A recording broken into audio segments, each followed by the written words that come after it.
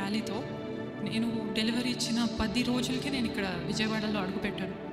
ఏంటంటే మొత్తం అంతా వదిలేసి దేవుని సేవకి వెళ్దామా అంటే నాకు ఒక్కసారికి గుండెలో రాయి పడినట్టు ఒక గుండె పగిలిపోయినట్టు అనిపించిందండి.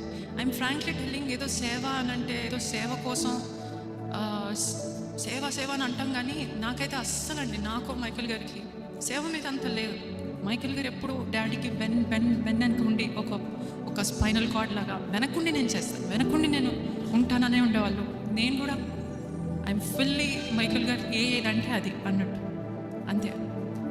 ఇప్పుడు సడన్గా సేవ అనేలోగా నాకేం తెలిసింది, నాకేంటి ఇప్పుడు సేవ అనంటే మనం ఏం సేవ చేద్దామండి అని అంటే తెలీదు, ఏం లేదు, అంతా ఓడ్చుకొని వెళ్ళిపోదామా అని అంటే నాకు ఒక్కసారికి ఏడ్చానండి, మామూలుగా ఏడలేదు. అక్కడ నుంచి విజయవాడ వెళ్ళిపోతామా అన్నప్పుడు కూడా అది డెలివరీ డిప్రెషనా, డెలివరీ పోస్ట్ పార్టం డిప్రెషనా ఏంటో తెలీదు. 10 రోజులకి స్టిచ్చెస్తో అలానే బిడ్డను తీసుకుని వచ్చాను విజయవాడకి. వచ్చేటప్పుడు కూడా చెన్నైని వదిలి వెళ్దాము అని అంటే ఏడు. వచ్చాక కూడా ఇక్కడ ఎవరున్నారు, ఎవరు సహాయం చేశారు, బెల్ట్ కట్టుకొని ఇల్లులు తిరిగే వాళ్ళం, ఎక్కడ ఇల్లు. మనకేంటంటే ఒక ప్లాన్ కావాలి.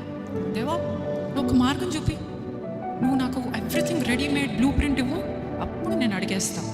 కానీ అబ్రహాంను పిలిచాడు దేవుడు, దా అని అంటే ఏ ఊరు వెళ్ళాలి, ఎక్కడికి వెళ్ళాలి తెలీదు, దా.